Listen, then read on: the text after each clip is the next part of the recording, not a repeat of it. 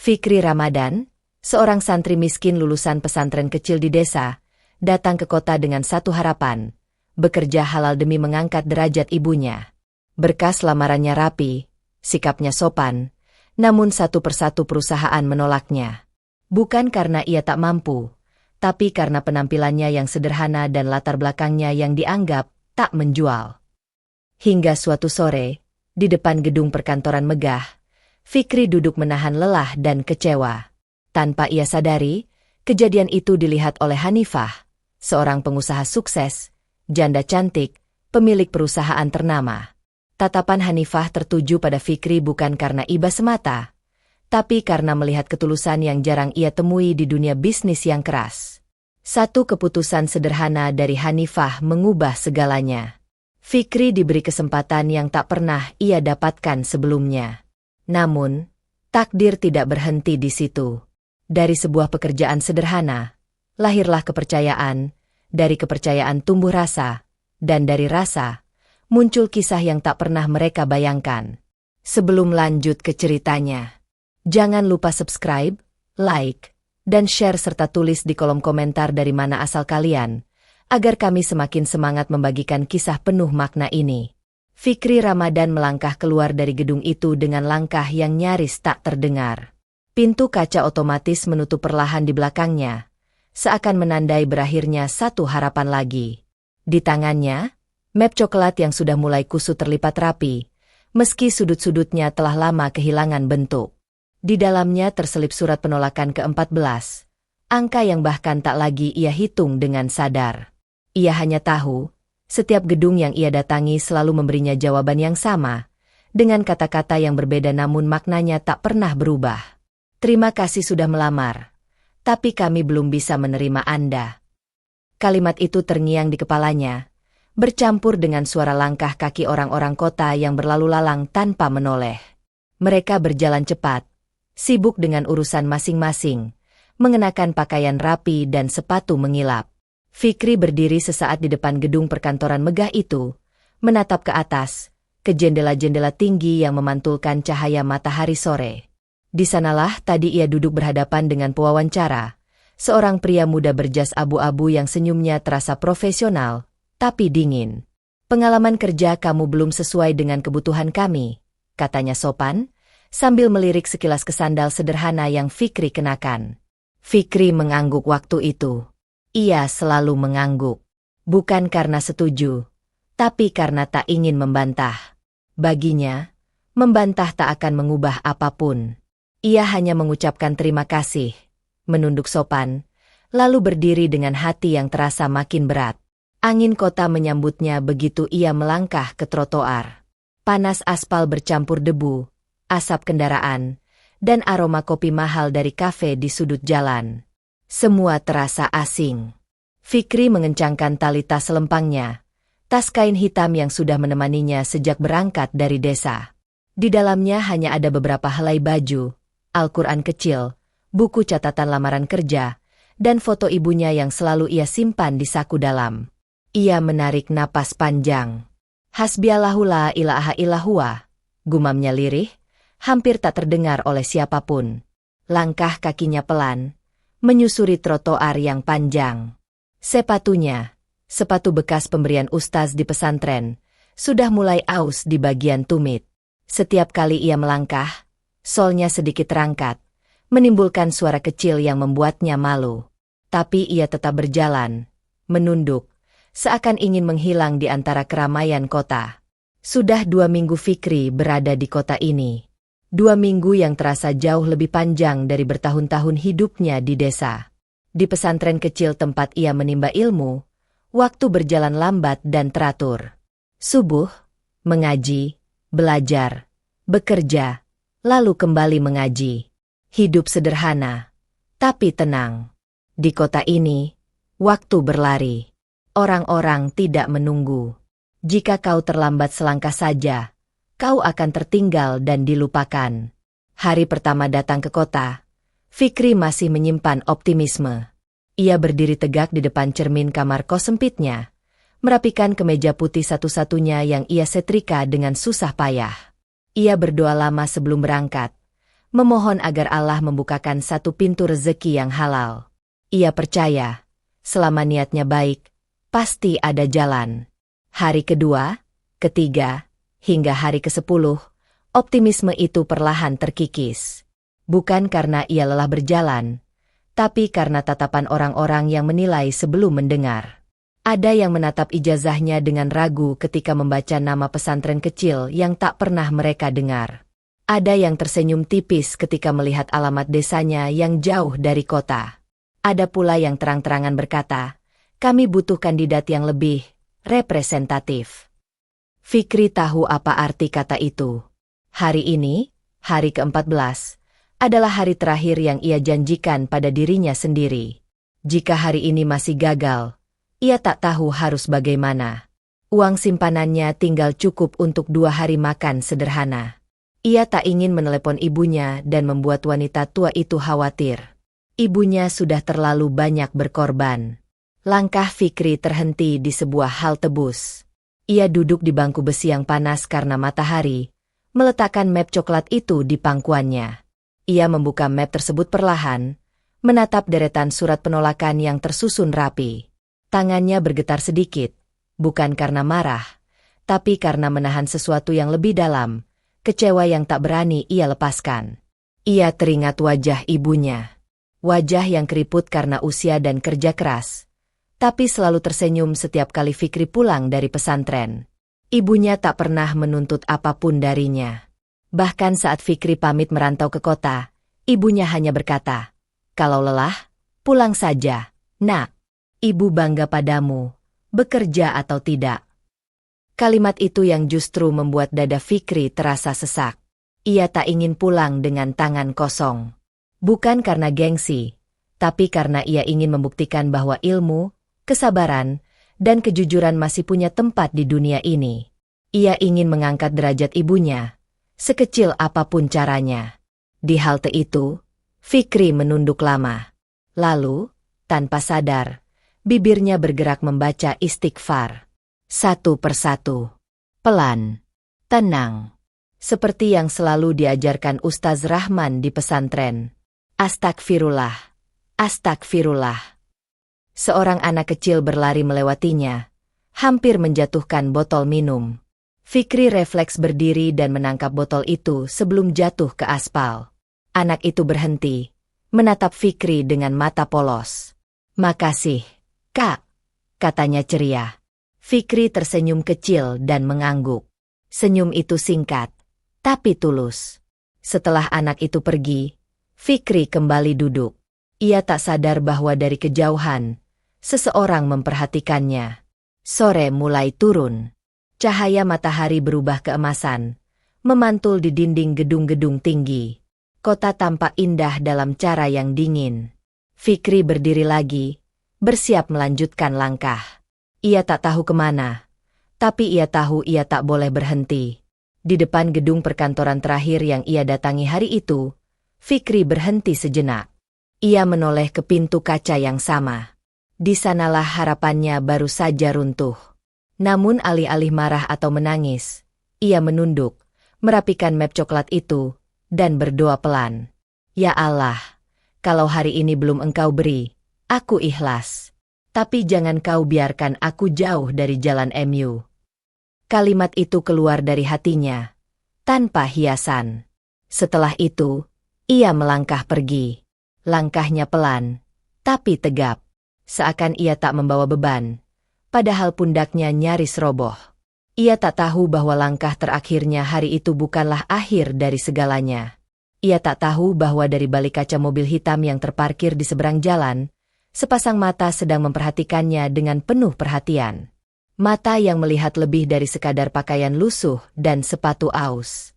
Mata yang melihat ketulusan yang telah lama hilang dari dunia yang keras ini. Namun bagi Fikri, hari itu hanyalah hari ke-14 kegagalan. Dan ia tetap berjalan, menunduk sopan, beristighfar, dan melangkah pergi, tanpa mengeluh, tanpa tahu bahwa takdir sedang diam-diam mendekat. Mobil hitam itu berhenti tepat di tepi jalan. Mesinnya masih menyala pelan. Dari luar, mobil itu tampak seperti kendaraan eksekutif pada umumnya. bersih, mengilap, dan tak mencolok di antara lalu lintas kota. Namun di dalamnya, duduk seorang perempuan yang terbiasa membuat keputusan besar, keputusan yang menggerakkan ratusan nasib manusia. Hanifah. Perempuan berusia 30 tahun itu bersandar pada jok kulit berwarna gelap. Rambutnya tertata rapi, make-up wajahnya sederhana namun elegan. Tatapannya tajam, tapi sore itu terlihat sedikit lebih lelah dari biasanya. Hari yang panjang, rapat yang melelahkan, dan deretan angka yang tak pernah benar-benar memberinya rasa puas. Namun pandangannya kini tak tertuju pada layar ponsel atau dokumen perusahaan. Matanya terpaku pada seorang pemuda di seberang jalan. Hanifah tak langsung menyadari sejak kapan ia memperhatikannya. Awalnya hanya sekilas. Seorang pria muda berdiri di depan gedung perkantoran dengan map coklat di tangan. Penampilannya sederhana, bahkan terlalu sederhana untuk kawasan elit seperti itu. Tapi ada sesuatu yang membuat Hanifah menoleh 2 kali. Pemuda itu tidak marah, tidak menggerutu.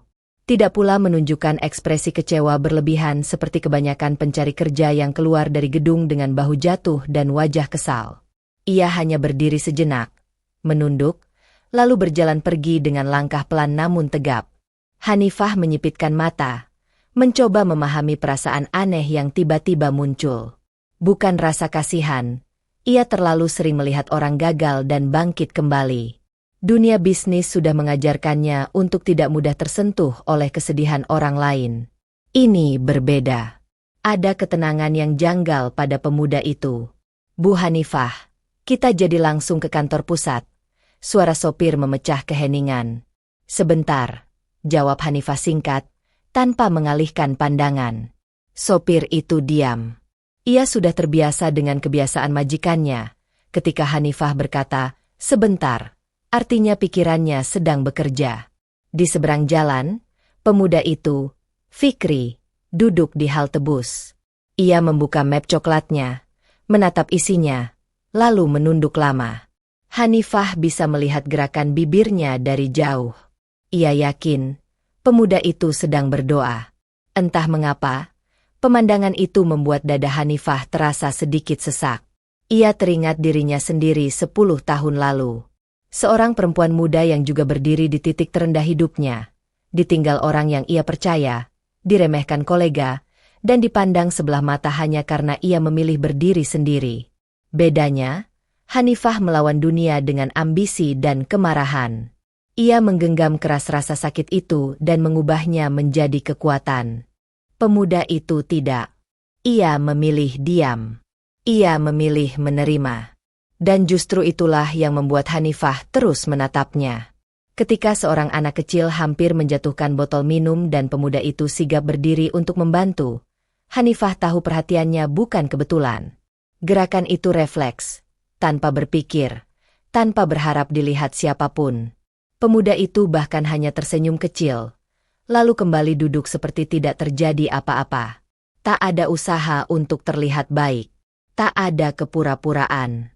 Hanifah menarik napas pelan. Siapa kamu sebenarnya? Gumamnya lirih. Pemuda itu berdiri lagi, melangkah menjauh dari halte. Matahari sore menyinari punggungnya, membuat bayangannya memanjang di aspal. Di tengah kota yang penuh orang berlomba-lomba menunjukkan diri, pemuda itu justru seperti ingin menghilang. Dan itu aneh. Hanifah menegakkan tubuhnya.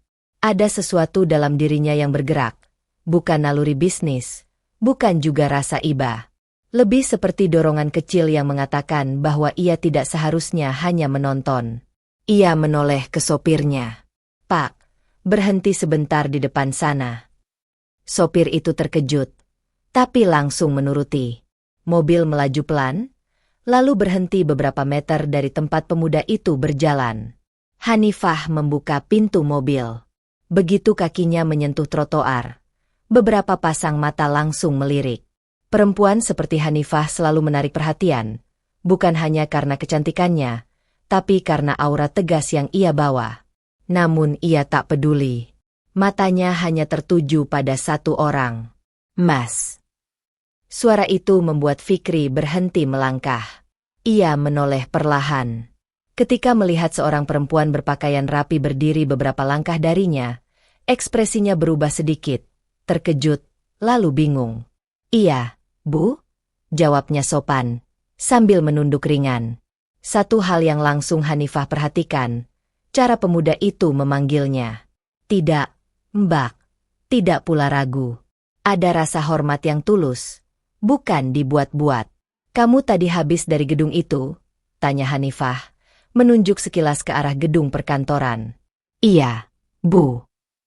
Jawaban singkat, tanpa pembelaan, tanpa cerita. Hanifah mengangguk pelan. Sudah lama cari kerja. Fikri terdiam sejenak.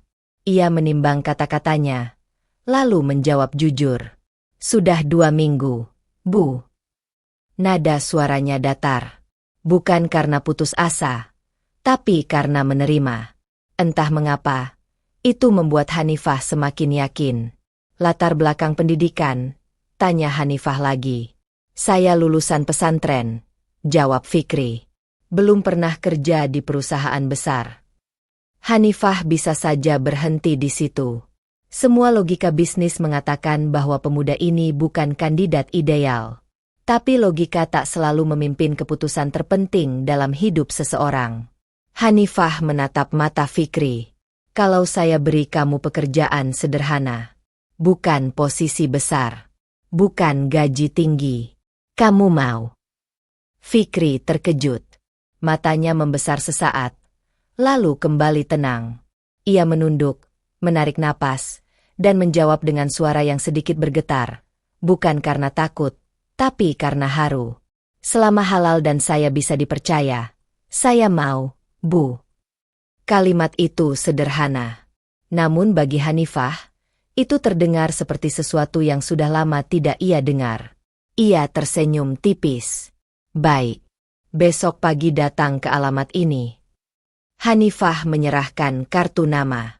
Fikri menerimanya dengan kedua tangan, seperti menerima sesuatu yang sangat berharga. Ia menatap kartu itu sekilas, lalu kembali menunduk sopan. "Terima kasih banyak, Bu. Saya tidak akan menyia-nyiakan kesempatan ini." Hanifah hanya mengangguk, lalu berbalik menuju mobil. Saat pintu tertutup dan mobil kembali melaju, Hanifah menoleh lewat kaca jendela. Fikri masih berdiri di sana, menatap kartu nama itu dengan mata berkaca-kaca. Untuk pertama kalinya sore itu, Hanifah tersenyum sungguh-sungguh. Ia tidak tahu apakah keputusannya akan benar atau salah. Ia hanya tahu satu hal, pemuda itu membawa ketenangan yang lama hilang dari hidupnya. Dan tanpa ia sadari, ia baru saja membuka sebuah pintu, bukan hanya untuk Fikri, tapi juga untuk dirinya sendiri. Mesin mobil hitam itu masih menyala ketika Hanifah memberi isyarat agar sopir menepikan kendaraan.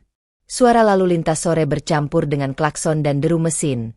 Namun di dalam mobil suasana terasa hening. Hanifah menatap lurus ke depan selama beberapa detik, seolah memastikan satu keputusan penting yang baru saja terbentuk di dalam benaknya. Ia bukan perempuan yang terbiasa bertindak impulsif. Setiap langkah bisnis yang ia ambil selalu dihitung dengan cermat. Setiap keputusan selalu didukung data. Namun sore itu, untuk pertama kalinya setelah sekian lama, Hanifah memilih mendengarkan sesuatu yang tak bisa diukur dengan angka, naluri. "Berhenti di sini," ucapnya pelan, namun tegas. Sopir menurunkan kecepatan dan menghentikan mobil di tepi jalan. Beberapa pejalan kaki menoleh penasaran ketika pintu mobil terbuka dan Hanifah turun. Sepatu haknya menyentuh trotoar dengan bunyi ringan. Ia merapikan blazer yang dikenakannya, lalu mengangkat pandangan. Pemuda itu masih di sana. Fikri berdiri tidak jauh dari halte bus, memegang map coklatnya erat-erat. Wajahnya tampak lelah, namun ekspresinya tetap tenang. Ketika melihat seorang perempuan berpakaian rapi berjalan ke arahnya, ia refleks menegakkan badan dan menunduk sopan. Hanifah berhenti beberapa langkah di hadapannya. "Mas," sapanya singkat. "Iya, Bu," jawab Fikri cepat, sedikit gugup. Hanifah memperhatikannya lebih dekat kini. Dari jarak ini, ia bisa melihat garis lelah di bawah mata Fikri, juga ketulusan yang tak berusaha disembunyikan. Tidak ada kepura-puraan. Tidak ada senyum palsu yang biasa ia temui dalam dunia profesional. "Kamu habis melamar kerja di gedung itu?" tanya Hanifah. "Iya, Bu." "Dan ditolak?" Fikri mengangguk pelan. "Iya, Bu." Jawaban itu tidak disertai keluhan. Tidak ada nada kecewa yang berlebihan. Seolah penolakan sudah menjadi bagian dari perjalanan yang harus ia lalui. Hanifah menarik napas kecil. "Sudah berapa tempat?" Fikri terdiam sejenak, lalu menjawab jujur. 14, Bu." Untuk sesaat, Hanifah tidak berkata apa-apa. Ia hanya menatap Fikri, mencoba membaca lebih jauh dari sekadar angka itu. 14 penolakan bisa membuat banyak orang patah. Tapi pemuda ini masih berdiri tegak. "Apa yang kamu cari sebenarnya?" tanya Hanifah akhirnya. Fikri mengangkat wajahnya sedikit. "Pekerjaan halal, Bu. Apa saja, selama saya bisa dipercaya." Kalimat itu sederhana, tapi ada keyakinan di dalamnya. Hanifah mengangguk pelan. "Kalau saya beri kamu kesempatan," ucap Hanifah perlahan, "bukan pekerjaan kantoran, bukan juga posisi bagus. Hanya pekerjaan sementara di gudang. Kamu mau?"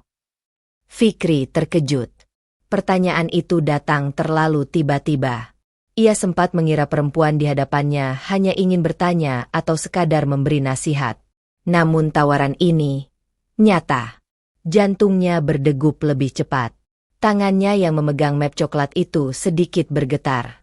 Gudang. Bukan kantor ber-AC. Bukan meja kerja rapi. Tapi baginya, itu bukan masalah. Fikri menunduk sejenak, seperti mencari ketenangan di dalam dirinya. Ia teringat wajah ibunya, pesan Ustaz Rahman, dan doa-doa yang ia panjatkan setiap malam di kamar kos sempitnya. Lalu ia mengangkat wajah, menatap Hanifah dengan mata yang jujur. "Saya siap belajar dan jujur, Bu." Tidak ada janji berlebihan. Tidak ada klaim kemampuan yang tak ia miliki. Hanya kesiapan untuk bekerja dan menjaga amanah. Hanifah menatapnya beberapa detik lebih lama. Di dunia yang penuh orang berlomba menjual diri, jawaban itu terasa langka. "Baik," ucap Hanifah akhirnya. "Besok pagi datang ke alamat ini." Ia mengeluarkan kartu nama dari dompetnya dan menyerahkannya pada Fikri. Fikri menerima kartu itu dengan kedua tangan. Matanya membaca nama yang tertera di sana. Hanifah, Direktur Utama. Napasnya tertahan sesaat. Ia tidak menyangka perempuan di hadapannya adalah pemilik perusahaan besar. "Terima kasih, Bu," ucapnya lirih. Suaranya sedikit bergetar. "Insya Allah saya tidak akan mengecewakan." Hanifah mengangguk kecil. Datang jam 7 pagi. Pakai pakaian yang nyaman.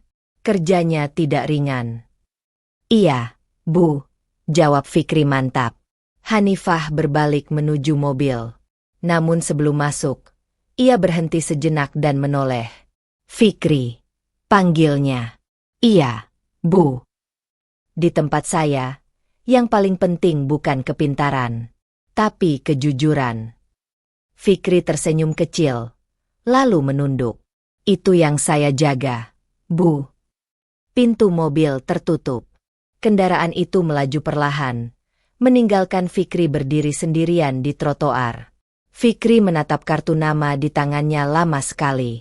Dadanya terasa hangat, seperti ada beban besar yang perlahan terangkat. Ia tidak bersorak. Ia tidak melompat kegirangan. Ia hanya menutup mata sejenak dan menarik napas panjang. "Alhamdulillah," bisiknya. Sore itu, langkah Fikri terasa lebih ringan dari sebelumnya. Bukan karena hidupnya tiba-tiba berubah, tapi karena untuk pertama kalinya di kota ini, seseorang melihatnya, bukan sebagai santri miskin, tapi sebagai manusia yang layak dipercaya. Dan Fikri tidak tahu bahwa kesempatan kecil itu adalah awal dari ujian yang jauh lebih besar. Pukul 5 pagi, alarm di ponsel Fikri bergetar pelan di atas meja kayu kecil kamar kosnya. Ia terbangun sebelum bunyinya benar-benar nyaring. Kebiasaan bangun subuh di pesantren masih melekat kuat di tubuhnya, seolah jam biologisnya menolak lupa pada masa lalu yang membesarkannya. Kamar itu sempit, hanya cukup untuk satu kasur tipis, sebuah kipas angin tua, dan meja kecil tempat ia meletakkan Al-Quran. Dindingnya kusam, catnya mengelupas di beberapa bagian. Namun pagi itu, kamar itu terasa berbeda. Ada harapan kecil yang mengendap di udara. Fikri duduk di tepi kasur, mengusap wajah, lalu mengambil air wudhu dengan air dingin dari kamar mandi bersama. Setelah sholat subuh, ia berdoa lebih lama dari biasanya. "Ya Allah," bisiknya lirih. "Ini bukan pekerjaan impianku, tapi ini amanah. Tolong jaga aku agar kuat dan jujur." Ia mengenakan kemeja lengan panjang yang sudah agak pudar warnanya, celana kain hitam, dan sepatu aus yang sama. Tidak ada seragam khusus. Hanifah memang berkata, pakai saja pakaian yang nyaman. Bagi Fikri, yang penting bersih dan sopan. Pukul 6 lewat sedikit, ia sudah berdiri di depan gerbang perusahaan. Gudang itu terletak di bagian belakang area kantor utama. Bangunannya besar, berdinding seng tebal, dengan pintu besi tinggi yang sudah sedikit berkarat. Truk-truk pengangkut barang terparkir berjajar. Beberapa karyawan mulai berdatangan dengan langkah malas dan wajah masih mengantuk. "Baru ya?" Suara seorang pria parubaya menyapanya. Fikri menoleh cepat. "Iya, Pak." "Nama siapa?" "Fikri." "Panggil saya Pak Darto. Saya kepala gudang." Nada suaranya datar. Tatapannya tajam tapi tidak jahat. "Kerja di sini nggak ringan. Kalau nggak kuat, bilang." "Iya, Pak. Insya Allah saya kuat." Pak Darto mengangguk kecil, seolah sudah sering mendengar jawaban serupa. "Ambil rompi itu. Nanti ikut angkat barang." Hari itu, Fikri langsung tahu apa arti kerja fisik yang sesungguhnya. Gudang itu panas. Atap seng memerangkap terik matahari, membuat udara terasa pengap. Debu beterbangan setiap kali pintu besar dibuka. Kotak-kotak besar harus dipindahkan, disusun, dihitung, lalu dicatat. Tangan Fikri cepat terasa pegal. Keringat membasahi punggung dan dahinya. Namun ia tidak berhenti. Ia mengangkat satu kotak, lalu yang lain. Ketika tangannya mulai gemetar, ia menarik napas dan melanjutkan. Ketika punggungnya terasa nyeri, ia meluruskan badan sejenak, lalu kembali bekerja. Beberapa karyawan lain memperhatikannya diam-diam. "Anak baru itu kuat juga," bisik salah satu. "Paling juga cuma semangat di hari pertama," sahut yang lain sambil tertawa kecil. Fikri mendengar, tapi memilih diam. Ia tidak tersinggung. Ia hanya fokus pada pekerjaannya. Saat jam istirahat tiba, sebagian karyawan duduk santai, merokok, bercanda. Fikri duduk di sudut gudang, membuka bekal nasi sederhana yang ia bawa dari kos. Lauknya hanya telur dadar dan sambal. Ia makan pelan, bersyukur, lalu berdiri lagi sebelum waktu istirahat benar-benar habis. Pak Darto memperhatikannya dari kejauhan. "Kenapa nggak istirahat lebih lama?" tanyanya. "Takut ketinggalan kerjaan, Pak," jawab Fikri jujur. Pak Darto tidak berkata apa-apa, tapi dalam hatinya ia mencatat satu hal. Anak ini berbeda. Siang berubah sore. Badan Fikri terasa remuk. Telapak tangannya mulai perih. Ada sedikit lecet yang perih terkena keringat. Namun setiap kali rasa lelah datang, ia teringat satu hal. Ini kesempatan. Dan kesempatan tidak datang dua kali untuk orang sepertinya. Ketika jam kerja berakhir dan sebagian karyawan mulai bersiap pulang, Fikri masih menyusun barang yang belum rapi. "Kamu belum pulang?" tanya seorang karyawan. "Belum selesai," jawab Fikri singkat. "Ah, nanti juga besok," kata orang itu sambil pergi. Fikri tersenyum kecil. Ia memilih menyelesaikan apa yang ada di depannya. Langit mulai gelap ketika ia akhirnya keluar dari gudang. Badannya pegal luar biasa. Namun hatinya tenang. Ia merasa hari itu ia tidak mengkhianati apapun. Amanah, kepercayaan, dan dirinya sendiri. Di lantai atas gedung kantor, dari balik jendela, Hanifah berdiri memperhatikan area gudang. Ia baru saja menyelesaikan rapat panjang ketika matanya menangkap satu sosok yang masih bergerak di antara tumpukan barang. "Siapa yang masih kerja?" tanyanya pada staf di sampingnya. "Anak baru, Bu, yang kemarin ibu temui." Hanifah terdiam sejenak. Ia melihat Fikri keluar dari gudang dengan langkah lambat tapi tegap. Tidak ada wajah kesal. Tidak ada gestur mengeluh. Untuk pertama kalinya hari itu, Hanifah merasa keputusannya kemarin tidak salah. Dan bagi Fikri, hari pertama yang berat itu bukan ujian terakhir, melainkan pintu menuju ujian yang jauh lebih besar. Perubahan itu tidak datang dengan suara keras. Tidak ada pengumuman resmi. Tidak ada pujian terbuka. Semuanya terjadi perlahan, hampir tak disadari, seperti air yang menetes sedikit demi sedikit, namun akhirnya mampu mengikis batu. Gudang perusahaan mulai terasa berbeda. Rak-rak yang sebelumnya tampak berantakan kini tersusun rapi. Barang masuk dan keluar tercatat dengan lebih teliti. Kardus-kardus tidak lagi dibiarkan menumpuk sembarangan. Bahkan Pak Darto, yang sudah belasan tahun menjadi kepala gudang, merasakan sesuatu yang sulit ia jelaskan. "Sekarang kok gampang nyari barang?" gumamnya suatu pagi sambil memeriksa daftar inventaris. Ia membuka catatan, mencocokkannya dengan isi rak, lalu mengernyit pelan. Angkanya pas. Tidak ada selisih. Tidak ada barang hilang. Hal yang jarang terjadi. "Siapa yang pegang shift malam kemarin?" tanya Pak Darto pada beberapa staf. "Fikri, Pak," jawab seseorang. Pak Darto mengangguk pelan. Ia tidak berkata apa-apa lagi, tapi tatapannya mengikuti sosok Fikri yang sedang menyusun kardus di sudut gudang. Pemuda itu bekerja seperti biasa, tenang, fokus, dan tidak mencari perhatian. Hari-hari berikutnya, laporan serupa terus muncul. Barang retur berkurang.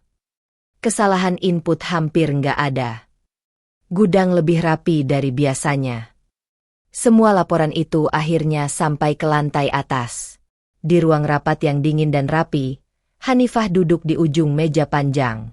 Para kepala divisi memaparkan laporan mingguan dengan nada formal. Angka-angka terpampang di layar. Grafik naik turun silih berganti. Ketika giliran divisi logistik, seorang manajer pria berusia 40-an berdiri dan membuka presentasi. "Untuk gudang, Bu, ada peningkatan efisiensi," katanya. 3 minggu terakhir, kehilangan barang turun signifikan. Hanifah mengangkat alis sedikit. "Sejak kapan?" "Sejak ada penambahan staf baru," jawabnya jujur. "Namanya Fikri." Nama itu terdengar sederhana. Namun entah mengapa, Hanifah langsung tahu siapa yang dimaksud. "Latar belakangnya?" tanya Hanifah singkat. "Lulusan pesantren, Bu. Pengalaman nol. Tapi, jujur, kerjanya rapi." Ruangan itu hening sesaat. Beberapa orang saling melirik. Tidak sedikit yang awalnya meragukan keputusan Hanifah merekrut staf tanpa latar belakang profesional. Hanifah tidak tersenyum. Ekspresinya tetap datar, seperti biasa. Ia hanya mengangguk kecil. "Baik," katanya. "Lanjutkan." Namun di dalam hatinya, ada sesuatu yang bergerak pelan. Kepercayaan. Bukan kepercayaan yang lahir dari janji atau kata-kata, melainkan dari hasil yang konsisten. Dari kerja tanpa banyak bicara. Dari kejujuran yang tidak diumumkan. Di gudang, bisik-bisik mulai terdengar. "Itu anak baru kok kayak nggak capek-capek ya?" "Iya. Datang paling pagi, pulang paling akhir." Dia nggak pernah ikut gosip. Kalau salah, langsung ngaku. Tidak semua bisik-bisik bernada kagum. Ada juga yang mulai merasa terganggu. "Bikin kita kelihatan malas aja," gerutu seseorang. "Anak santri sok suci," celetuk yang lain. Fikri mendengar sebagian. Ia tahu tidak semua orang senang dengan perubahan. Namun ia tetap memilih diam. Baginya, Bekerja dengan baik bukan untuk dibandingkan dengan orang lain, tapi untuk menjaga amanah. Suatu sore, Pak Darto memanggilnya. "Kamu yang bikin sistem catatan ini?" tanya Pak Darto, menunjuk buku inventaris yang lebih rapi dari biasanya. "Iya, Pak," jawab Fikri pelan. "Saya cuma tulis ulang biar gampang dibaca." Pak Darto mengangguk. "Kamu tahu, ini sebenarnya tugas admin." Fikri menunduk. "Maaf, Pak. Saya cuma bantu." Pak Darto menatapnya lama. "Nggak salah. Teruskan." Itu bukan pujian, tapi bagi Fikri, itu lebih dari cukup. Malam hari, Hanifah berdiri di balik jendela kantornya, menatap ke arah gudang yang kini tampak lebih tertib. Lampu-lampu menyala teratur. Aktivitas berjalan rapi. Ia teringat wajah Fikri di hari pertama. Lelah, tapi tenang. "Kadang," gumam Hanifah pelan, "yang paling berharga bukan yang paling pintar, tapi yang paling bisa dipercaya." Ia tidak memanggil Fikri ke ruangannya. Ia tidak memberi penghargaan. Ia hanya memperhatikan. Dan di dunia Hanifah, perhatian seperti itu bukan hal kecil. Sementara itu, di kamar kosnya, Fikri duduk di lantai, memijat telapak tangannya yang masih perih. Ia membuka ponsel, membaca pesan dari ibunya yang singkat namun hangat. "Nak, Ibu doakan kamu selalu jujur dan kuat." Fikri tersenyum kecil. Ia membalas dengan satu kalimat. "Insya Allah, Bu." Ia tidak tahu bahwa namanya kini mulai disebut-sebut di ruang rapat. Ia tidak tahu bahwa kepercayaan seorang pemilik perusahaan sedang tumbuh perlahan untuknya. Ia hanya tahu satu hal, hari ini ia bekerja jujur. Dan itu cukup. Namun, ketika nama seseorang mulai dibicarakan, biasanya bukan hanya kebaikan yang ikut datang, melainkan juga ujian. Dan Fikri belum menyadari, badai kecil mulai mengintai dari balik ketenangan. Malam telah larut ketika lampu-lampu kantor mulai padam satu persatu. Gedung yang siang hari penuh suara rapat dan langkah kaki kini sunyi, hanya menyisakan dengung pendingin ruangan yang konstan. Di lantai tertinggi, satu ruangan masih terang. Ruang kerja Hanifah. Ia berdiri di depan jendela besar, memandang kota yang terbentang di bawahnya. Cahaya lampu jalan membentuk garis-garis panjang, seperti nadi yang terus berdenyut. Kota ini tidak pernah benar-benar tidur, dan dulu, Hanifah menyukainya. Sekarang, ia hanya merasa lelah. Ia melepas jam tangannya, meletakkannya di atas meja, lalu duduk perlahan di kursi kerja. Di hadapannya tergeletak laporan keuangan, grafik pertumbuhan, dan catatan rapat. Semua menunjukkan keberhasilan. Semua membuktikan bahwa ia kuat. Namun tidak satu pun bisa menenangkan pikirannya. Nama itu kembali terlintas di benaknya. Fikri. Hanifah menghela napas pelan. Ia tidak mengerti mengapa seorang staf gudang bisa mengusik pikirannya sedemikian rupa. Ia sudah bertemu ratusan orang jujur, atau setidaknya mengaku jujur. Namun yang satu ini berbeda. Tidak ada ambisi yang dipamerkan. Tidak ada permintaan yang diselipkan. Hanya kerja. Dan kejujuran yang tenang. Pikirannya melayang ke masa lalu, ke waktu yang jarang ia izinkan muncul ke permukaan. Ia menutup mata. Dulu, Hanifah juga pernah mempercayai seseorang sepenuh hati.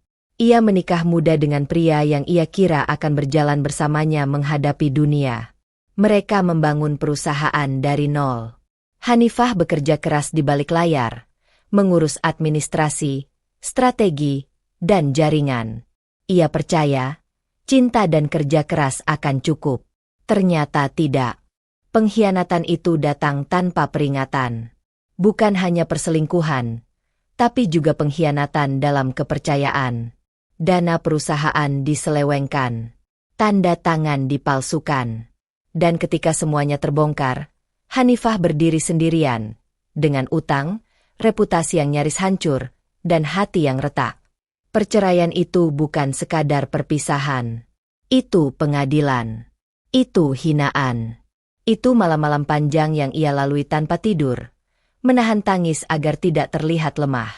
Sejak saat itu, Hanifah belajar satu hal, jangan pernah menyerahkan hatimu pada siapapun. Ia membangun dinding tebal, tinggi, tak terlihat dari luar, tapi kuat menahan apapun yang mencoba masuk. Ia menjadi dingin, tegas, dan tak tersentuh. Dunia memanggilnya bos janda cantik yang sulit didekati. Ia membiarkan label itu melekat. Lebih aman begitu. Hingga kini. Hingga seorang santri miskin dari desa, dengan sepatu aus dan map coklat lusuh, muncul di hidupnya tanpa meminta apapun. Hanifah membuka mata. Di kaca jendela, bayangannya tampak jelas. Perempuan sukses dengan senyum tipis yang jarang sampai ke mata. Ia menyadari sesuatu yang membuat dadanya sedikit sesak. Ia mulai bertanya pada dirinya sendiri, kenapa aku memperhatikan dia? Jawabannya tidak sederhana. Karena Fikri tidak berusaha mengesankan siapapun. Karena ia jujur bahkan saat tidak diawasi. Karena ia bekerja bukan untuk terlihat, tapi karena merasa itu kewajiban. Dan mungkin karena kejujuran seperti itu mengingatkannya pada Hanifah yang dulu. Perempuan yang percaya bahwa dunia bisa dihadapi dengan hati terbuka. Ia mengambil sebuah foto dari laci meja. Foto lama. Dirinya tersenyum di hari pernikahan. Senyum yang penuh harap, belum tercemar luka. Hanifah menatap foto itu lama, lalu menutupnya kembali. Cukup, gumamnya pelan. Itu sudah berlalu. Namun malam itu, untuk pertama kalinya, dinding yang ia bangun terasa sedikit retak. Keesokan harinya, Hanifah turun ke gudang tanpa pemberitahuan. Ia berdiri di sudut, mengamati. Fikri sedang membantu rekan kerjanya yang kesulitan mengangkat barang. Tidak ada perintah, tidak ada sorotan. Hanifah memperhatikannya dari jauh. Ia melihat cara Fikri berbicara sopan, cara ia meminta izin, cara ia mengakui kesalahan kecil tanpa defensif. Semua itu sederhana, tapi nyata. Hanifah menyadari sesuatu yang membuatnya tersenyum pahit. Kejujuran seperti itu tidak bisa dipalsukan. Dan kejujuran seperti itu berbahaya bagi seseorang yang sudah lama menutup hati. Malam itu, Hanifah pulang lebih cepat dari biasanya. Di dalam mobil, ia menatap lampu-lampu jalan yang berlari mundur. Ia tidak merasa ingin sendiri. Namun ia juga belum siap membuka pintu. Di sisi lain kota, di kamar kos sederhana, Fikri duduk membaca Al-Quran kecilnya. Ia tidak tahu apapun tentang pergulatan batin Hanifah. Ia hanya tahu, setiap hari ia harus menjaga kejujuran, karena itulah satu-satunya yang ia punya. Dua dunia yang berbeda. Satu luka yang disembunyikan. Satu ketulusan yang tak sadar sedang menyembuhkan. Dan Hanifah mulai menyadari, dinding yang selama ini melindunginya, juga mengurungnya. Fitnah tidak pernah datang dengan suara keras. Ia menyusup pelan, seperti bisikan kecil yang awalnya terdengar sepele, lalu tumbuh menjadi bayangan yang menutupi cahaya. Dan ketika seseorang mulai dipercaya, fitnah biasanya datang paling cepat. Hari itu dimulai seperti biasa. Gudang masih panas, debu masih beterbangan, dan Fikri masih datang paling pagi. Ia menyapa Pak Darto, merapikan catatan inventaris, lalu mulai bekerja. Tidak ada firasat buruk. Tidak ada tanda bahwa hari itu akan menjadi salah satu hari terberat dalam hidupnya. Namun, sejak beberapa hari terakhir, Fikri merasakan perubahan kecil di sekelilingnya. Beberapa rekan kerja mulai berbicara dengan suara lebih pelan ketika ia lewat. Tatapan yang biasanya netral kini berubah menjadi ragu. Senyum yang dulu muncul kini menghilang begitu saja. Fikri menyadarinya. Tapi ia memilih tidak bertanya. Baginya, selama ia bekerja dengan jujur, tidak ada yang perlu dijelaskan. Sampai pagi itu, Pak Darto memanggilnya ke ruang kecil di sisi gudang. Fikri, ucap Pak Darto dengan suara berat. Ada laporan masuk. Fikri berdiri tegak. Laporan apa, Pak? Pak Darto menghela napas. Ada data inventaris yang bocor. Dan namamu disebut. Kalimat itu terasa seperti hantaman pelan di dada Fikri. Saya? Tanyanya lirih. Bukan karena marah, tapi karena tak percaya. Katanya kamu sering pegang catatan. Akses data. Orang-orang mulai bicara. Fikri terdiam. Ia mengingat setiap hari kerjanya. Datang lebih awal, mencatat lebih rapi, menyimpan dokumen di tempat yang semestinya. Tidak pernah sekalipun ia membawa pulang data. Tidak pernah ia berniat mengambil apapun yang bukan haknya. Saya tidak melakukannya, Pak, ucap Fikri akhirnya. Suaranya tenang, meski jantungnya berdetak keras. Pak Darto menatapnya lama. Saya tahu kamu orang baik, tapi saya harus lapor ke atas. Fikri mengangguk. Saya mengerti, Pak. Ia keluar dari ruangan itu dengan langkah pelan. Untuk pertama kalinya sejak bekerja di sana, dadanya terasa sesak. Bukan karena takut kehilangan pekerjaan, tapi karena ia tahu fitnah jauh lebih berat daripada kerja fisik. Siang itu, namanya mulai benar-benar dibicarakan. Katanya data bocor gara-gara dia. Anak baru kok dipercaya pegang banyak hal. Dari desa, lulusan pesantren, siapa tahu. Kalimat-kalimat itu menusuk, meski tidak diucapkan langsung kepadanya. Fikri memilih diam. Ia terus bekerja, mengangkat barang, menyusun rak, mencatat seperti biasa. Namun di sela-sela itu, ia merasakan tatapan-tatapan yang tak lagi ramah. Di lantai atas, laporan itu sampai ke meja Hanifah. Bu, ada dugaan kebocoran data dari gudang, ujar seorang kepala divisi dengan nada hati-hati. Nama Fikri disebut. Hanifah mengangkat pandangan perlahan. Bukti? Tanyanya singkat. Belum ada, Bu. Baru dugaan. Ruangan itu hening. Hanifah tidak langsung membela. Ia juga tidak langsung menuduh. Wajahnya tetap tenang, namun matanya mengeras. Ia teringat masa lalu, saat fitnah serupa menghancurkan hidupnya, saat ia dituduh tanpa kesempatan membela diri. Lakukan audit, ucap Hanifah akhirnya. Jangan ada keputusan sebelum fakta. Namun keraguan itu tetap ada. Dan keraguan, sekecil apapun, cukup untuk melukai seseorang yang jujur. Sore hari, Fikri duduk sendirian di sudut gudang. Ia membuka Al-Quran kecilnya, membaca ayat dengan suara nyaris tak terdengar. Tangannya sedikit bergetar.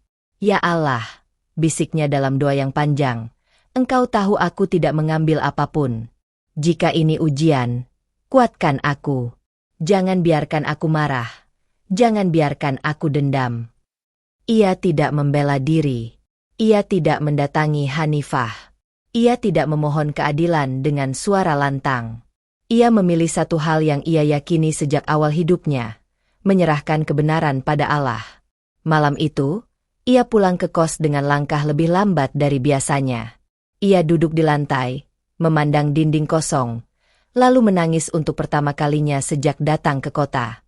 Tangisnya sunyi. Tidak ada isak keras. Hanya air mata yang jatuh pelan. Bukan karena ia lemah, tapi karena ia manusia. Di sisi lain kota, Hanifah duduk di ruang kerjanya dengan lampu redup. Laporan audit terbuka di meja. Ia belum membacanya. Ia menatap kosong, merasakan kegelisahan yang tidak biasa. Jika Fikri bersalah, ia harus bertindak tegas. Jika Fikri tidak bersalah, maka ia telah membiarkan orang jujur disakiti oleh sistem yang ia pimpin. Dan itulah ketakutan terbesarnya. Ujian itu belum berakhir.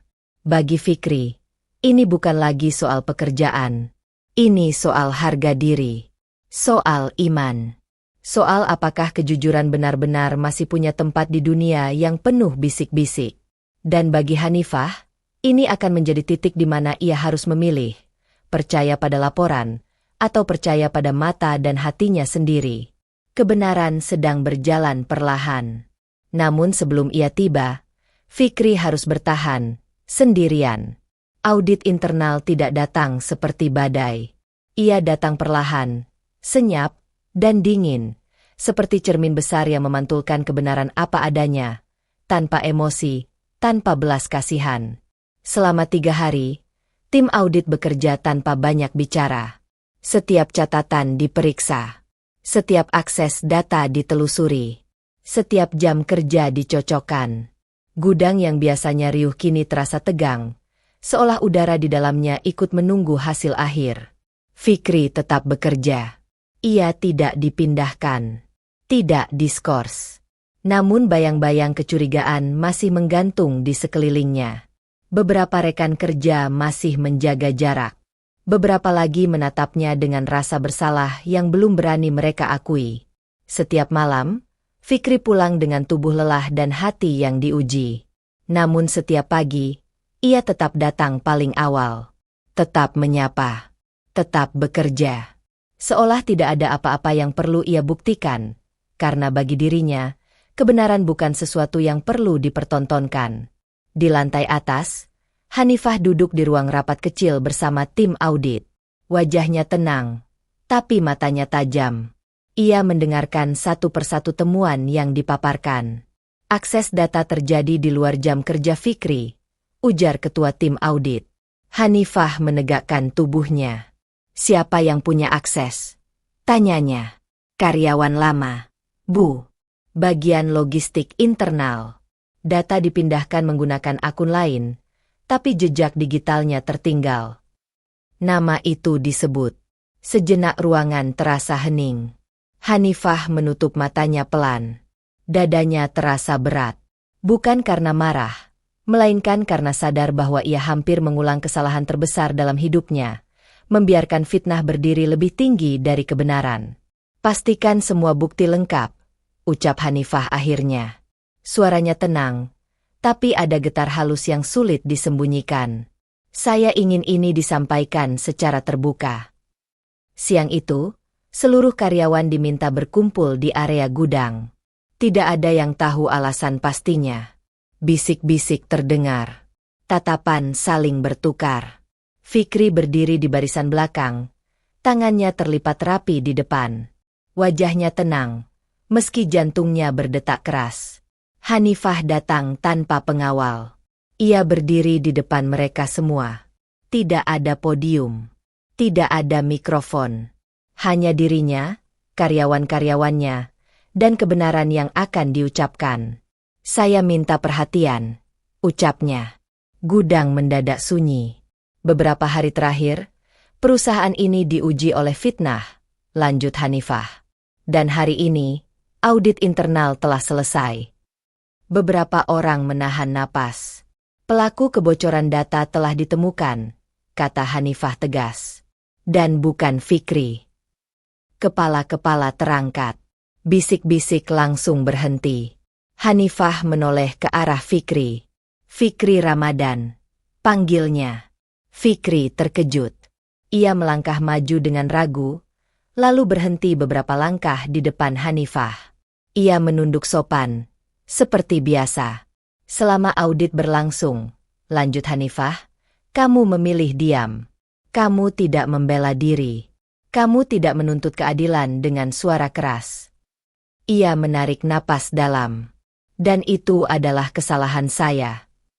Kalimat itu membuat semua orang terdiam. Hanifah menatap seluruh karyawan, lalu kembali menatap Fikri. Untuk pertama kalinya, suara Hanifah terdengar lebih lembut.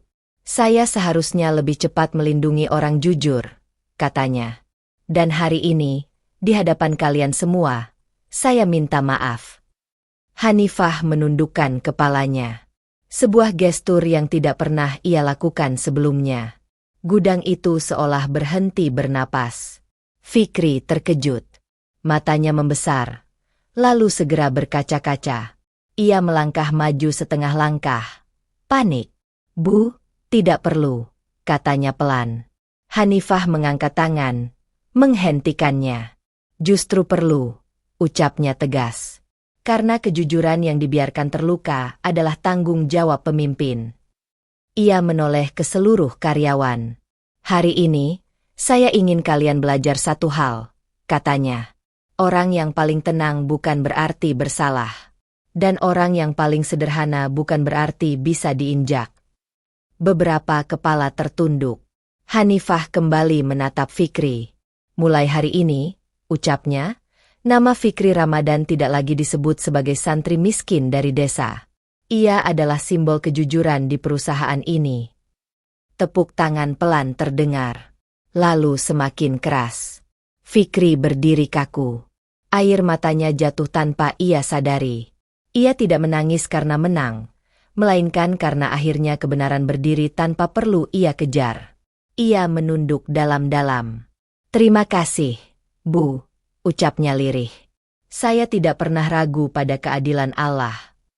Hanifah menatapnya lama. Ada rasa haru yang sulit ia jelaskan. Hari itu, Fikri pulang lebih lambat dari biasanya.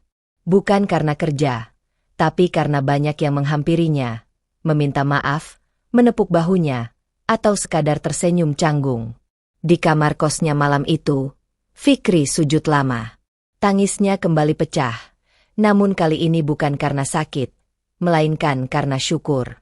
Di tempat lain, Hanifah berdiri sendiri di ruang kerjanya. Ia menatap kota yang sama, tapi perasaannya berbeda. Untuk pertama kalinya setelah bertahun-tahun, ia merasa telah melakukan hal yang benar. Dan untuk pertama kalinya pula, ia merasa kejujuran seseorang telah mengubah bukan hanya sistem, tetapi juga hatinya. Setelah kebenaran terungkap, segalanya terlihat kembali normal. Gudang berjalan seperti biasa. Laporan kembali rutin. Karyawan kembali pada tugas masing-masing. Namun di balik keteraturan itu, ada sesuatu yang berubah. Bukan pada sistem, melainkan pada ruang yang tak kasat mata di antara dua orang. Fikri dan Hanifah. Mereka tetap memanggil satu sama lain dengan nada profesional.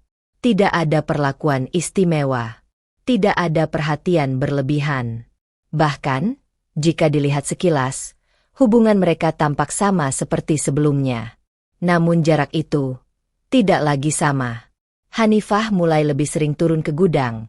Bukan dengan alasan yang jelas. Kadang hanya meninjau sebentar. Kadang sekadar memastikan alur kerja berjalan baik. Setiap kali itu terjadi, Fikri selalu berdiri tegak, memberi laporan singkat, lalu kembali bekerja. Percakapan mereka singkat. Semuanya berjalan baik. Alhamdulillah, Bu. Hanya itu. Namun entah mengapa, kalimat sesederhana itu terasa berbeda. Ada kehangatan yang tidak diucapkan. Ada saling memahami tanpa perlu dijelaskan. Suatu sore, Hanifah memanggil Fikri ke ruangannya. Tidak ada nada tegang. Tidak ada ekspresi dingin. Hanya meja kerja rapi dan secangkir teh hangat yang sudah disiapkan. Duduk, kata Hanifah pelan. Fikri duduk dengan sopan. Tangannya terlipat rapi di atas paha. Ia menunggu. Seperti biasa. Saya ingin memastikan, ucap Hanifah, kamu tidak merasa tertekan setelah kejadian kemarin. Fikri mengangkat wajahnya. Tidak, Bu. Saya justru belajar banyak. Hanifah menatapnya lama. Belajar apa? Bahwa diam bukan berarti kalah, jawab Fikri. Dan bahwa kejujuran kadang diuji dengan cara yang tidak kita mengerti. Jawaban itu membuat Hanifah tersenyum kecil, senyum yang tidak dibuat-buat. Jarang ada orang seusiamu yang berpikir seperti itu. Fikri menunduk ringan. Saya hanya mencoba menjaga diri, Bu. Keheningan mengisi ruangan sejenak. Bukan keheningan yang canggung, melainkan tenang. Hanifah menyadari sesuatu yang mengejutkannya. Ia merasa nyaman. Perasaan yang sudah lama tidak ia izinkan muncul. Sejak hari itu, percakapan kecil sering terjadi. Bukan soal kerja, kadang soal cuaca, soal jadwal, atau sekadar pertanyaan ringan. Pulang jam berapa hari ini? Seperti biasa, Bu. Jangan lupa istirahat. Kalimat-kalimat sederhana. Namun setiap kali tatapan mereka bertemu, ada jeda sepersekian detik lebih lama dari seharusnya. Dan di jeda itu, keduanya sadar, ada sesuatu yang tidak bisa diberi nama dengan cepat. Hanifah merasakannya lebih dulu. Ia mulai memperhatikan hal-hal kecil. Cara Fikri menunduk ketika berbicara, cara ia menahan senyum, cara ia menjaga jarak tanpa diminta. Semua itu membuat Hanifah bertanya pada dirinya sendiri, apakah rasa hormat bisa berubah menjadi sesuatu yang lebih? Namun ia menepis pikiran itu. Ia tidak ingin mengulang kesalahan. Ia tidak ingin mencampur adukan perasaan dengan tanggung jawab. Fikri juga merasakannya. Namun ia memilih menyimpannya rapat-rapat. Baginya, Hanifah adalah atasan, pemberi kesempatan, dan seseorang yang harus dihormati batasnya. Ia tidak berani memberi makna lebih. Meski hatinya sesekali bergetar tanpa izin. Malam-malamnya kembali diisi doa yang panjang. Ya Allah, bisiknya. Jika ini baik, dekatkan. Jika tidak, cukupkan sampai di sini. Doa itu ia ulang tanpa tahu jawabannya akan datang dalam bentuk apa. Suatu hari, hujan turun deras saat jam pulang. Fikri berdiri di depan gedung, menunggu reda. Hanifah kebetulan keluar bersamaan. "Kamu belum pulang?" tanya Hanifah. "Menunggu hujan, Bu." Hanifah melihat jam tangannya, lalu kembali menatap hujan. "Saya juga."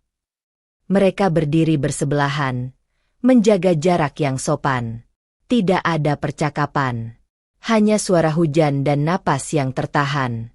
Dalam diam itu, keduanya sadar, rasa itu nyata. Namun tidak satu pun berani melangkah lebih jauh. Karena ada hal-hal yang terlalu berharga untuk dirusak oleh ketergesa-gesaan. Dan ada perasaan yang justru tumbuh paling kuat ketika dibiarkan tak terucap. Promosi itu datang tanpa pengumuman besar. Tidak ada selebrasi. Tidak ada tepuk tangan. Hanya sebuah surat resmi yang diletakkan rapi di meja kerja Fikri, ditandatangani langsung oleh Hanifah. Isinya singkat, kenaikan posisi menjadi supervisor operasional gudang. Fikri membacanya 2 kali. Bukan karena tak paham, tapi karena ia memastikan tidak salah tafsir. Tangannya bergetar ringan. Bukan karena jabatan, melainkan karena tanggung jawab yang kini lebih besar. Ia menunduk lama. "Alhamdulillah," bisiknya. Namun malam itu, di kamar kos sempitnya, promosi bukan hal yang paling ia pikirkan. Ia duduk bersila, menatap foto ibunya yang sudah mulai pudar. Perasaannya penuh. Namun pikirannya jernih. Ia tahu, rasa itu tidak bisa dibiarkan menggantung. Keesokan harinya, Fikri mengajukan cuti 1 hari. Ia pulang ke desa. Di rumah kayu sederhana, ibunya menyambut dengan senyum yang sama seperti dulu. Hangat, ikhlas, tanpa tuntutan. Setelah makan malam, Fikri duduk di hadapan ibunya, menunduk, lalu berkata pelan namun mantap, "Bu." Fikri ingin melamar seseorang. Ibunya terdiam sejenak, lalu tersenyum lembut. "Kalau begitu," ucap sang ibu, "ceritakan dengan jujur." Fikri menceritakan semuanya. Tentang pekerjaan, tentang fitnah, tentang kepercayaan, dan tentang seorang perempuan yang ia hormati bukan karena kekuasaan, melainkan karena keteguhan iman dan sikapnya. Ibunya mendengarkan tanpa memotong. Di akhir cerita, ia mengangguk pelan. "Kalau niatmu baik," katanya, "dan caranya halal, ibu doakan." Malam itu, Fikri sujud lama. Air matanya jatuh tanpa suara. Doa ibunya menguatkan langkah yang akan ia ambil. Beberapa hari kemudian, Fikri menemui Hanifah, bukan sebagai bawahan, melainkan sebagai laki-laki yang membawa niat. Ia datang tidak sendiri. Bersamanya ada seorang ustaz sederhana dan 2 orang kerabat yang ia percaya. Tidak ada kemewahan. Tidak ada pamer kemampuan. Hanya maksud yang disampaikan dengan jujur. Di ruang tamu rumah Hanifah yang tenang, Fikri menunduk dalam-dalam.